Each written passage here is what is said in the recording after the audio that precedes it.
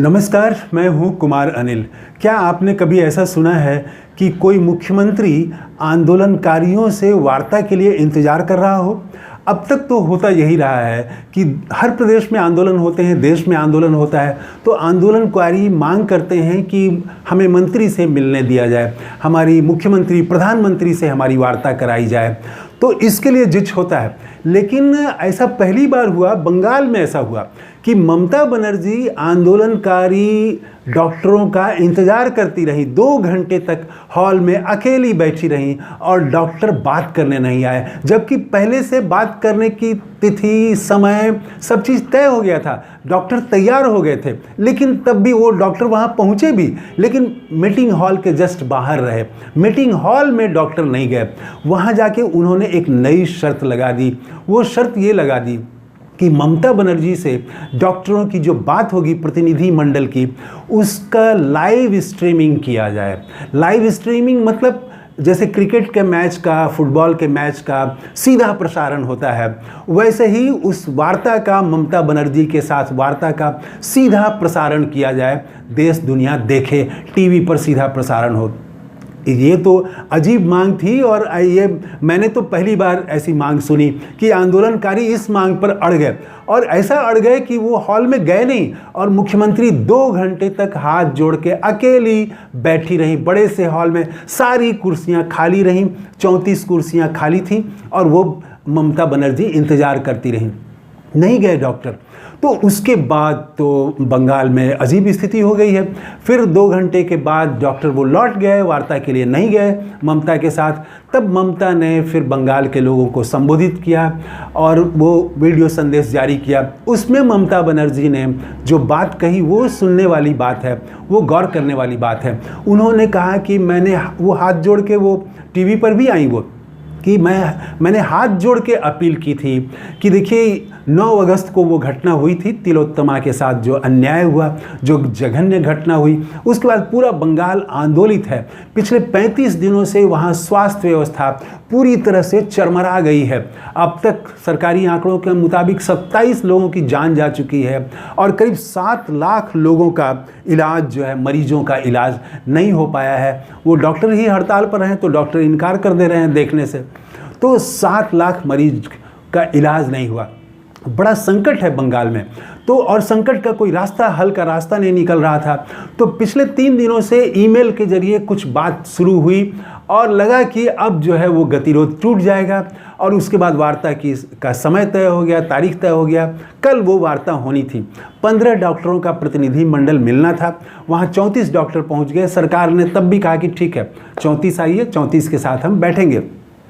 और उसके बाद लेकिन डॉक्टरों ने वो जो शर्त रख दी कि इसका सीधा प्रसारण हो, इस पर सरकार तैयार नहीं हुई। ममता बनर्जी का कहना था कि ये जो है प्रोसीड्यूरल प्रॉब्लम है, इसमें मामला सुप्रीम कोर्ट में भी है, तो ये ठीक नहीं है कि हम इसका सीधा प्रसारण करें और वो गंभीर मसले पर हम बात कर रहे हैं, इसका हम वीडियो रिकॉर्डिंग कराएंगे जो हम बाद में डॉक्टरों को दे देंगे।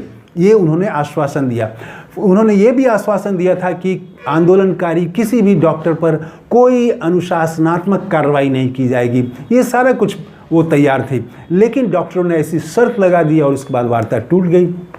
तो ममता ने कहा कि मैं विफल रही डॉक्टरों को समझाने में, इसके लिए मैं बंगाल के लोगों से माफ़ी मांगती हूँ, मैं देश से माफ़ी मांगती हूँ, मैं दुनिया से माफ़ी मांगती हूँ और मुझे कुर्सी का लोभ नहीं है। मैं मुख्यमंत्री पद भी छोड़ दूँगी, छोड़ सकती हूँ, छोड़ दूँगी मैं।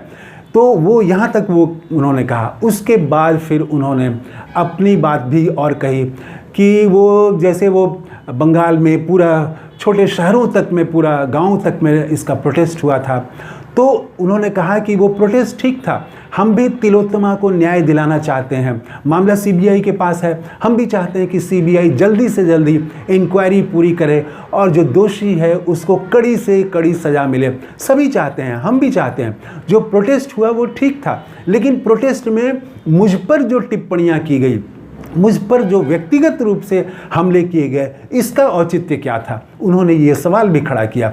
उन्होंने कहा कि मेरे इस्तीफे की मांग, मेरी कुर्सी की मांग, ये कहाँ से आ गया? तो ये कहा तो गया कि डॉक्टरों का ये आंदोलन जो है ये गैर राजनीतिक आंदोलन है, लेकिन उसमें फिर अब ये सब मांगें आती गई, तो इस पर भी उन्होंने सवाल उठाया। तो कुल मिला के जो है वो गतिरोध बना हुआ है, और कैसे इसका हल निकलेगा, क्या होगा, ये पता नहीं।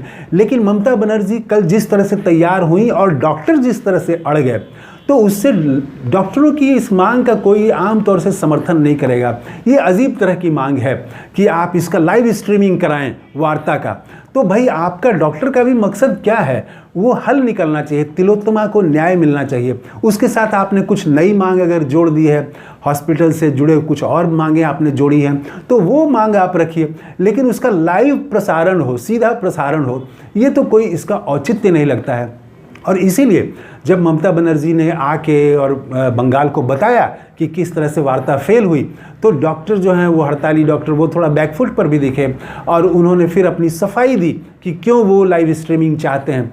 लेकिन खैर हम सब की यही अपील है कि डॉक्टर और सरकार के बीच कोई ना कोई रास्ता निकले, कोई ना कोई ऐसा रास्ता निकले ताकि मरीज, बंगाल के जो मरीज़ हैं, जो परेशान हैं, बूढ़े हैं, बच्चे हैं, महिलाएं हैं, हर उम्र के लोग हैं, दर्द, परेशानी, बीमारी किसी को भी हो सकती है, तो उन मरीजों की देखभाल हो सके।